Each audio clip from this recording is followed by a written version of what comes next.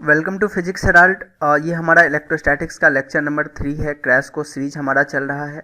हम लोग ये जो कोर्स है इसमें कंसेप्ट थ्रू क्वेश्चंस यानी कि क्वेश्चन के माध्यम से हम लोग कंसेप्ट सीखेंगे और जो इम्पोर्टेंट थ्योरी विथ डेरिवेशन और प्रीवियस ईयर क्वेश्चंस पर ज़्यादा फोकस रहेगा। यानी क्वेश्चंस हम लोग यहाँ पर ज़्यादा करने वाले हैं और 45 से 60 दिनों में इसको हम लोग खत्म कर देंगे। इस कोर्स का नाम मास्टर कोर्स है। आप यूट्यूब पर हमारे साथ ज्वाइन कर सकते हैं और ये कंप्लीट कोर्स है क्लास 12 बोर्ड एग्जाम्स के लिए। आइए हम लोग आगे बढ़ते हैं और कुछ हमेशा की तरह हम जान लेते हैं कि हमारे अदर कोर्सेज चल रहे हैं। जैसे कि थर्मोडायनामिक्स कंप्लीट हो चुका है, फिर इलेक्ट्रोस्टैटिक्स जो 2 कोर्स है कंप्लीट हो चुका है, मैथमेटिकल टूल्स आपका कंप्लीट हो चुका है, क्लास 10th के फिजिक्स आप यहाँ से कर सकते हैं और क्रैश कोर्स ये आप हमारा चल ही रहा है। तो आइए हम लोग स्टार्ट करते हैं आज का लेक्चर। ठीक है, ये लेक्चर नंबर 3 है आपका। देखिए ये क्वेश्चन हम लोग कल कर लिए थे, क्वेश्चन नंबर 5, यानी कि जो ये चैप्टर चल रहा है इलेक्ट्रोस्टैटिक्स का क्रैश कोर्स, उसमें हम लोग 4-5 क्वेश्चन ऑलरेडी कर चुके हैं। काफ़ी अच्छा क्वेश्चन था, आप लोग जरूर देखिएगा, मिस मत कीजिएगा।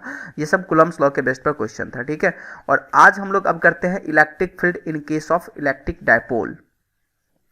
देखिए लास्ट क्लास हम लोग देखे थे कि इलेक्ट्रिक फील्ड होता क्या है, तो मैं थोड़ा ओवरव्यू आप लोगों को दे देता हूँ कि जब कोई चार्ज पार्टिकल कहीं पे रखा हुआ रहता है तो ये अपने चारों तरफ क्या करता है, तो एक हाइपोथेटिकल यानी कि इमेजिनरी फील्ड फैलाता है।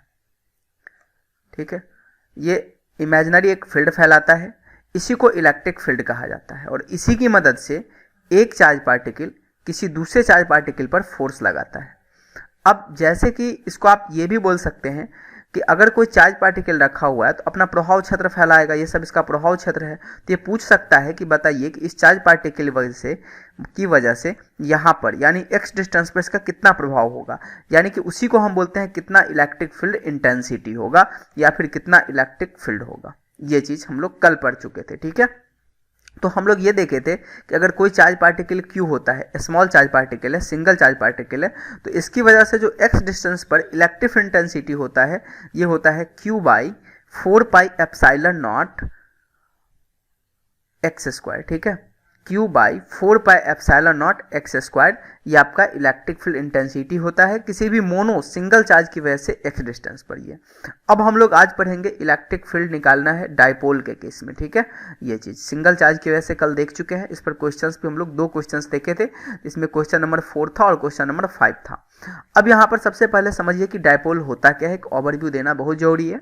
देखिए डायपोल जो बना है ना, ये डाई का मतलब होता है 2 और पोल का मतलब होता है ध्रुव। ठीक है, 2 पोल, और इलेक्ट्रिक का मतलब चार्ज हुआ, मतलब चार्ज के 2 ध्रुव, चार्ज के जब 2 पोल अरेंज होता है एक दूसरे के साथ में बहुत निग्लिजिबल डिस्टेंस पर, इसके बीच का डिस्टेंस काफ़ी कम होता है, तब ये सिस्टम कहा जाता है इलेक्ट्रिक डायपोल। और ये चार्ज कैसा होना चाहिए, तो एक प्लस होना चाहिए और दूसरा माइनस होना चाहिए और दोनों का वैल्यू सेम होना चाहिए। ठीक है, तो उसको इलेक्ट्रिक डायपोल कहते हैं। यानी कि आप इस इलेक्ट्रिक डायपोल को डिफाइन कर सकते हैं कैसे कि when 2 equal and opposite charge, 2 equal but opposite यानी कि अलग अलग नेचर का, when 2 equal and opposite charge separated by a negligible distance then it is called electric dipole. This is the definition of dipole, आप लिख सकते हैं।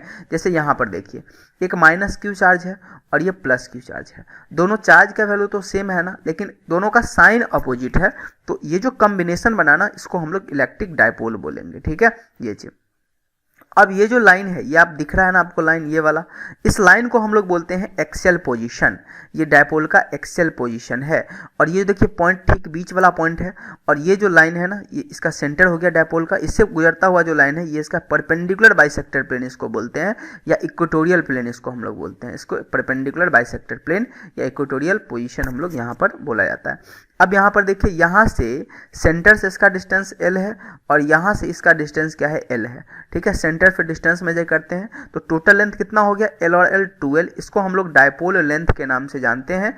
हालांकि ये डायपोल लेंथ काफ़ी कम होता है, इसका असर आप लोगों को आगे दिखेगा। ठीक है, ये चीज आ गया। अब ये डायपोल है, अब देखिए कोई सिंगल चार्ज कितना मजबूत है, ठीक है, कितना स्ट्रांग है, ये बात पता चलता है कि चार्ज का वैल्यू कितना है। अब डायपोल कितना स्ट्रांग है, ठीक है, इसकी पकड़ कितनी है, कितनी मजबूत है, इसको डिफाइन करने के लिए हम लोग एक टर्म्स यूज करते हैं जिसका नाम है इलेक्ट्रिक डायपोल मोमेंट।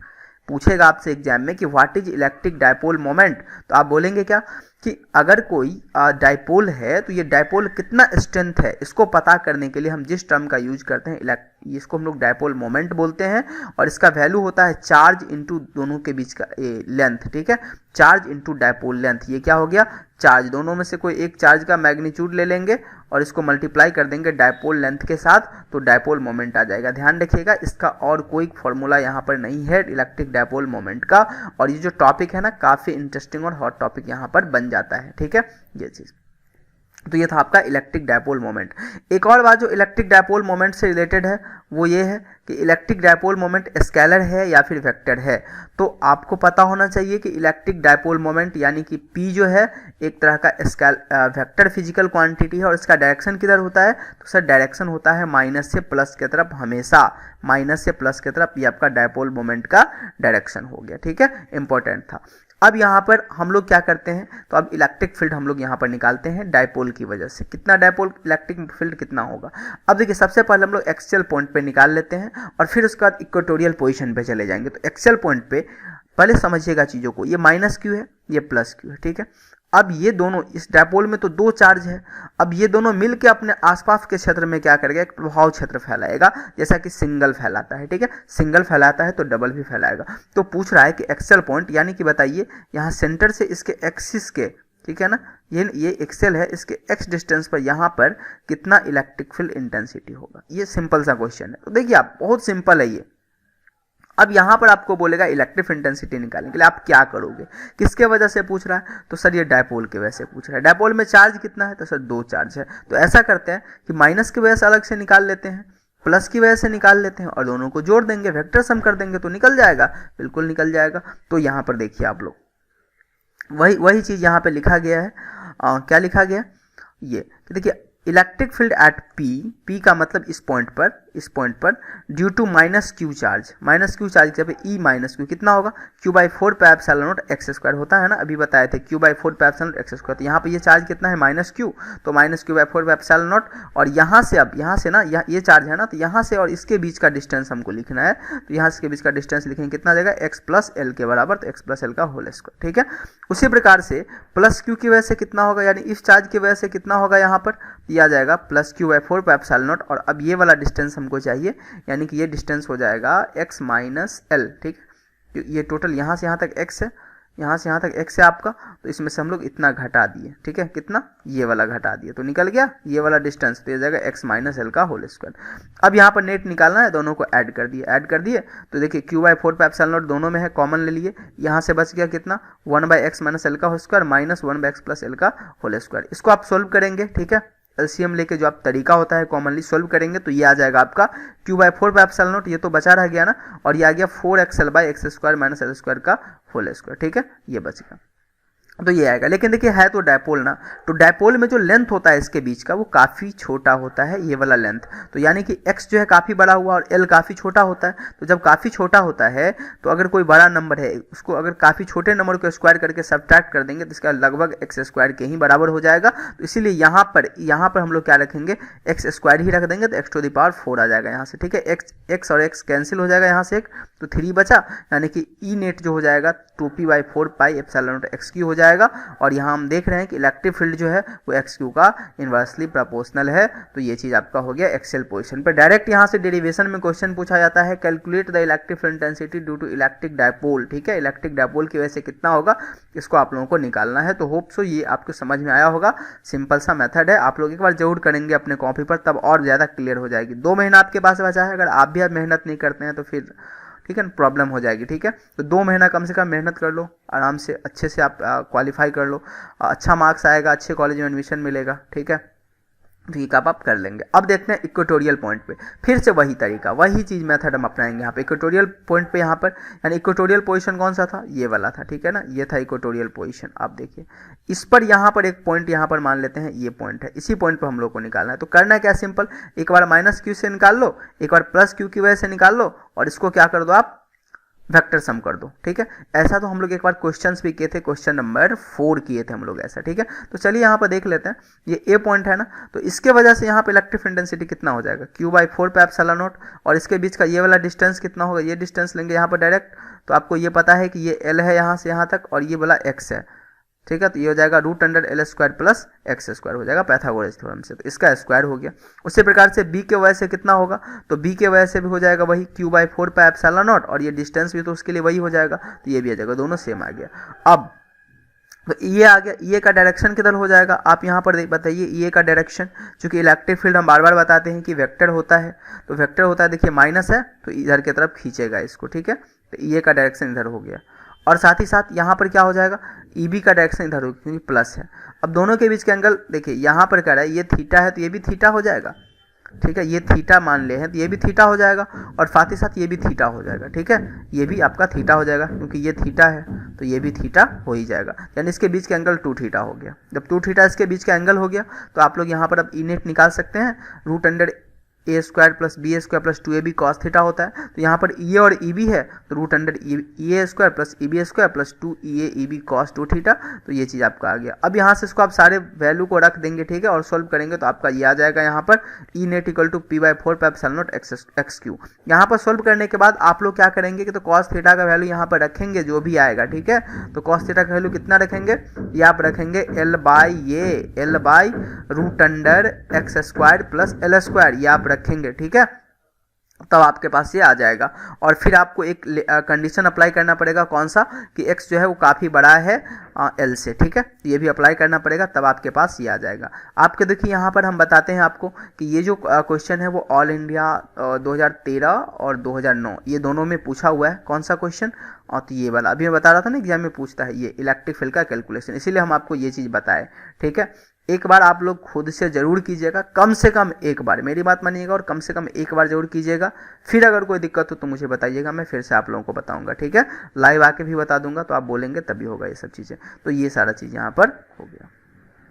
अब यहाँ पर हम लोग चलते हैं एक क्वेश्चन नंबर 6 है, ठीक है। 6 के माध्यम से ही एक चीज़ और डायपोल का समझते हैं यहाँ पर कि deduce the expression for the torque acting on a dipole of dipole moment P in the presence of uniform electric field E। कहा क्या रहा है कि डिड्यूस मतलब करना है, डिड्यूस द एक्सप्रेशन, यानी एक्सप्रेशन को डिराइव करो, ठीक है, फॉर द टॉर्क, किसके लिए, टॉर्क के लिए। अब आपको हम समझाते हैं कि टॉर्क होता क्या है, यहाँ पर इस चीज़ को आप समझिएगा, ठीक है। एक्टिंग ऑन अ डायपोल, किस पर लगता है, डायपोल पर, जिसका डायपोल मोमेंट P है और ये किसके प्रेजेंस में होता है, यूनिफॉर्म इलेक्ट्रिक फील्ड E के प्रेजेंस में। ये ऑल इंडिया 14 और दिल्ली 2008 दोनों में क्वेश्चन पूछा हुआ है। पहले आपको हम समझाते हैं टॉर्क के बारे में। देखिए टॉर्क क्या होता है, टॉर्क जो होता है ना, ये रोटेटिंग इफेक्ट होता है किसी बॉडी का, जिसकी वजह से रोटेशन होता है। जैसे कि आपके पास एक बॉडी है, ये वाला सिंपल सा, और अगर आप इस पर फोर्स लगाएंगे तो ये आगे की तरफ बढ़ेगा, ऐसे आगे की तरफ बढ़ेगा फोर्स लेंगे। लेकिन अगर मान लीजिए आपके पास ये एक किवाड़ है, ठीक है ना, डोर है, आपके पास दरवाजा है और यहाँ पर ये फिक्स है, जब ये इस पर आप फोर्स ऐसे लगाएंगे ना तो ये आपको क्या होगा, ऐसे करके नचेगा। तो एक देखिए फोर्स की वजह से क्या होता है, कोई भी बॉडी स्ट्रेट लाइन पाथ पर आगे बढ़ता है, और टॉर्क की वजह से ये बॉडी क्या होता है, घूमता है। तो टॉर्क क्या है, एक वजह है जिसके वजह से कोई भी बॉडी घूमना स्टार्ट कर देता है, रोटेट करना स्टार्ट कर देता है। तो इसी के बारे में कह रहा है कि टॉर्क का एक्सप्रेशन बताइए, किस पर, डायपोल पर, किस में रखा हुआ है, इलेक्ट्रिक फील्ड में रखा हुआ है। तो इसका मतलब है कि इलेक्ट्रिक फील्ड में आप अगर किसी डायपोल को रख देंगे तो घूमना शुरू कर देगा, है। ये तो सही बात है या गलत बात, इसको हम थोड़ा चेक करते हैं आपको, ठीक है।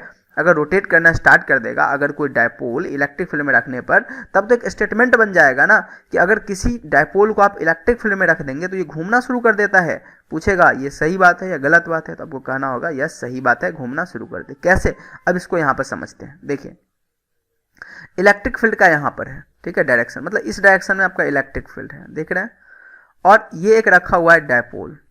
आपको पता है कि अगर कोई इलेक्ट्रिक फील्ड कहीं पर रहता है, लेक्चर नंबर 1 में बताए थे, और चार्ज Q है तो इस पर फोर्स लगता है, और फोर्स का वैल्यू होता है F इक्वल टू QE के बराबर, ठीक है। कितना होता है, QE के बराबर इसका फोर्स होता है।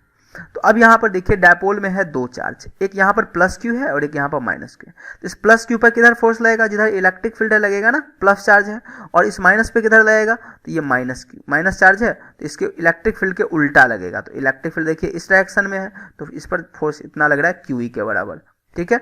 क्यू ई के बराबर। अब देखिए कि अगर कोई चीज़ है, मान लेते हैं आपके पास एक बुक ही है ये वाला, और एक आदमी ऐसे करके इधर से खींच रहा है और एक इधर से ऐसे खींच रहा है, ये क्या होगा, ऐसे घूमना शुरू करेगा, करेगा। आप देख लीजिए आपके हाथ में बुक होगा करके, तो अब ये क्या होगा कि देखिए ये इधर फोर्स लग रहा है, खींच रहा है, और इधर खींच रहा है, ये डायपोल ऐसे घूमना शुरू कर जाएगा। मतलब ये अब घूम रहा है, मतलब सर इसके पास टॉर्क जरूर होगा, इसके पास क्या होगा, टॉर्क जरूर होगा। ठीक है, तो एक बात तो यहाँ पर क्लियर आप लोगों को पता चला कि इसमें टॉर्क होता है। ठीक है ना, कि जब घूमेगा तो टॉर्क होगा। अब नेट फोर्स कितना होगा, तो सर देखिए नेट फोर्स तो जीरो होगा, क्यू इधर की तरफ लग रहा है और क्यू इधर की तरफ लग रहा है, एक इधर दोनों का वैल्यू बराबर है, तो क्यू कितना हो जाएगा, जीरो हो जाएगा। देखिए फोर्स जीरो हो गया, बहुत इंपॉर्टेंट बात है, आप समझिएगा कि डायपोल को अगर यूनिफॉर्म इलेक्ट्रिक फील्ड में रख देंगे तो फोर्स तो जीरो हो गया, लेकिन टॉर्क जीरो नहीं हुआ, क्योंकि टॉर्क अगर जीरो होता तो रोटेट ही नहीं करता। यही बात लिखा गया है, the force on dipole in electric field, यानी कितना हो जाएगा, F net equal to Q E minus Q E, ये माइनस ये, और एफ नेट जीरो हो गया। यानी कि net force on dipole in uniform electric field will be zero but not torque, लेकिन टॉर्क जीरो आपका नहीं होता है। तो इतना चीज हम समझे यहाँ पर कि टॉर्क कैसे जीरो नहीं होता है और कैसे टॉर्क होता है यहाँ पर। ठीक है, और फोर्स कैसे जीरो हो जाता है, बहुत इंपॉर्टेंट है ये पॉइंट। इतना आगे बढ़ते हैं। अब जब ये आपको पता चल गया कि टॉर्क होता है तो टॉर्क का वैल्यू किसके बराबर होता है। ठीक है, तो देखिए टॉर्क जो होता है ना, इसको हम लोग क्या बोलते हैं, कपल बोलते हैं। कपल का मतलब जोड़ा होता है, ये फोर्स जोड़ा में लग रहा है, क्यू ई हमेशा कभी भी जोड़ा में कोई फोर्स लगेगा ना तो वहां पर टॉर्क जनरेट हो जाएगा। तो टॉर्क का जो फॉर्मूला होता है, तो दोनों में से कोई एक फोर्स ले लीजिए और परपेंडिकुलर डिस्टेंस ले लीजिए दोनों के बीच का, इसके बीच का परपेंडिकुलर डिस्टेंस, यानी कि ये वाला डिस्टेंस, यानी कि यहाँ पर आप देखेंगे तो ये वाला डिस्टेंस ले लीजिए। ठीक है, तो देखिए ये आपका एल है, एल 2L हो गया, और ये वाला एंगल मान लेते हैं थीटा हो गया, ये आ गया 2L साइन थीटा ट्रिगोनोमेट्री से। तो आप Q E into 2L sine theta इसको मल्टीप्लाई कर दीजिए। ठीक है, अब टॉर्क इक्वल टू आ जाएगा आपका Q E 2L sine theta. अब आपको पता है कि Q और 2L को एक साथ लेंगे तो डायपोल मोमेंट आएगा, चार्ज इंटू डायपोल लेंथ। अभी आप लोगों को हम बताए थे यहाँ पर देखिए चार्ज इंटू डायपोल लेंथ को हम लोग डायपोल मोमेंट बोलते हैं, और ये P के बराबर होता है, इसका हम लोग यूज किए हैं, चार्ज इंटू डायपोल लेंथ। तो यहाँ पर P और E साइन थीटा यहाँ पर आ गया, ये आपका टॉर्क का फॉर्मूला आ गया। ठीक है, torque equal to P E sine theta, यानी P यहाँ पर क्या है, डायपोल मोमेंट है, E क्या है जिस इलेक्ट्रिक फील्ड में रखा है, और साइन तो साइन है ना, और थीटा क्या है, P और E के बीच का एंगल है, डायपोल मोमेंट और इलेक्ट्रिक फील्ड के बीच का आपका एंगल है। इसको वेक्टर फॉर्म में लिखना चाहे तो torque equal to P cross E cross product. ये कैसे लिख लिया आपको पता है ना, A cross B equal to A B sine theta. इसी प्रकार से हम लोग यहाँ पर इसको यूज कर दिए हैं। अब देखिए यहाँ पर थीटा अगर 0 डिग्री है तो टॉर्क इक्वल टू 0 होगा ना, क्योंकि साइन 0, और थीटा अगर 180 डिग्री है तब भी टॉर्क 0 होगा, और थीटा यहाँ पर टॉर्क 0 होगा तो ये स्टेबल इक्विलिब्रियम होगा कब, जब थीटा 0 डिग्री होगा, और थीटा अगर 180 डिग्री होगा तो अनस्टेबल इक्विलिब्रियम आ जाएगा। आप इसको याद रखेंगे, क्वेश्चंस कई बार पूछा हुआ है, कई बार अभी हम तुरंत दिखाते हैं आपको ये क्वेश्चन, हालांकि ये क्वेश्चन भी पूछा हुआ है डेरिवेशन, और तुरंत हम आपको एक क्वेश्चन दिखाते हैं यहाँ पर, इस क्वेश्चन को देखिए। ठीक है, 7 नंबर क्वेश्चन यही चीज पूछा गया है यहाँ पर। इससे पहले हम थोड़ा एक बार वर्क डन भी देख लेते हैं, ताकि अब ये डायपोल का लास्ट टॉपिक है। ठीक है, पहला तो डायपोल होता क्या है, अब ध्यान रखेंगे इसको। देखिए पॉइंट 1 की पॉइंट, डायपोल होता क्या है। पॉइंट 2 हम लोग पढ़े डायपोल मोमेंट क्या होता है। पॉइंट 3 पढ़े इलेक्ट्रिक फील्ड कैसे निकालेंगे दोनों पोजीशन पे, और पॉइंट 4 पढ़े कि उस पर हम लोग को एक्सेल पोजीशन पर एक्सेल पोजीशन बोलते हैं, टॉर्क उस पर लगता है, चौथा। ठीक है, 4। और ये अंतिम 5वां पॉइंट है आपका डायपोल का। इस 5 पॉइंट को डायपोल में सिर्फ और सिर्फ ध्यान रखना है, क्वेश्चंस आपको नहीं छूटेगा कहीं से भी। तो work done to rotate an electric dipole. अब देखिए, अब रोटेट आप करेंगे ना, इसको घुमाएंगे तो कुछ काम तो करना पड़ेगा ना, कैसे हो जाएगा, मतलब बिना वर्क किए आप कैसे घुमा सकते हैं। आप डोर को ही देख लीजिए ना, कि डोर है आपके पास, आप हाथ से खींचते हैं ना, कुछ काम करना पड़ता है, कोई मशीन करता है तो करना तो पड़ेगा। तो देखिए वर्क डन जो होता है ना, घुमाएंगे, अगर शुरुआती एंगल थीटा 1 है, ठीक है, यानी कहने का क्या मतलब है, ये आपका इलेक्ट्रिक फील्ड है, शुरुआत में ये आपको ऐसे था, थीटा 1 एंगल पे था इसके साथ, और आप घुमा के ऐसे कर दिए हैं, तो अब एंगल इसके साथ ये टोटल हो गया थीटा 2 यहाँ से। तो जो वर्क डन होता है ये P E cos theta 1 minus cos theta 2 के बराबर होता है, P E cos theta 1 minus cos theta 2 के बराबर होता है इसका वर्क डन। ठीक है, आप इसको ध्यान रखेंगे, क्वेश्चंस आएगा, आप इसी क्वेश्चंस पे बनाएंगे। और पोटेंशियल एनर्जी क्या होता है, तो पोटेंशियल एनर्जी होता है आपको, ये वर्क डन के ही बराबर होता है एनर्जी। आपको पता है ना, capacity to doing work is called energy, कार्य करने की क्षमता को ऊर्जा कहते हैं। तो एनर्जी भी क्या होता है, वर्क के ही बराबर होता है। लेकिन ये रोटेट किया जाता है रेफरेंस, यानी कि 90 डिग्री से आप किसी थीटा पर अगर रोटेट करेंगे तब ये पोटेंशियल एनर्जी बन जाता है। पोटेंशियल एनर्जी क्या होता है, रेफरेंस पोजीशन से प्रेजेंट पोजीशन पर, यानी पोटेंशियल एनर्जी में एक रेफरेंस आ जाता है और इन केस ऑफ डायपोल जो रेफरेंस हम लोग लेते हैं वो 90 डिग्री लेते हैं, याद रखेंगे। In case of dipole theta 1 90 degree, तो यहाँ 90 डिग्री डालेंगे और थीटा 2 को थीटा कर दिए, तो यहाँ से आ गया ये पोटेंशियल एनर्जी आएगा माइनस पीई कॉस थीटा के बराबर आ जाएगा इसका पोटेंशियल एनर्जी। तो एक फॉर्मूला यहाँ पर ये आ गया cos theta 1 minus cos theta 2, और दूसरा फॉर्मूला आ गया माइनस पीई कॉस थीटा के बराबर आ गया। हम चाहेंगे कि आप ये वाला क्वेश्चन, ठीक है, क्वेश्चन नंबर 7 पूरा फॉर्मूला पुटिंग क्वेश्चन से आप लोग खुद से थोड़ा सॉल्व करें। कल मैं बताऊंगा अब इस क्वेश्चन को, और ये 2 और क्वेश्चन है, क्वेश्चन नंबर 8 और क्वेश्चन नंबर 9, काफी इंपॉर्टेंट डायपोल का क्वेश्चन है। अगर ये 3 क्वेश्चन और थ्योरी आप लोग करते हैं ना तो गारंटी है कि कोई क्वेश्चन आपसे नहीं छूटेगा। सारा फॉर्मूला बेस्ड क्वेश्चन है, थोड़ा समझने वाला है, तो आप लोग जरूर खुद से ट्राई कीजिएगा। हालांकि नेक्स्ट लेक्चर में हम इस क्वेश्चन को जरूर आप लोगों के पास करवाएंगे। अगर आप करके आएंगे तो देखिएगा कितना फायदा आपको होता है। तो आज के लिए इतना ही। अगर लेक्चर में कहीं पर कोई डाउट है तो आप कमेंट करके मुझे बता सकते हैं, और साथ ही साथ अगर आपको लेक्चर पसंद आता है तो और अधिक बच्चों तक शेयर कर दिया कीजिए, और विश्वास कीजिए कि बहुत जल्द ये आपका जो कोर्स है वो लगभग आप बोल सकते हैं 45 से 60 दिन में खत्म हो जाएगा, ठीक है, और आप अच्छे स्कोर कर पाएंगे अगर आप इसको 100% कवर करते हैं। डेली के 20 से 25 मिनट, ठीक है, आपको एक अच्छा मार्क्स की तरफ ले जा सकता है। Thank you.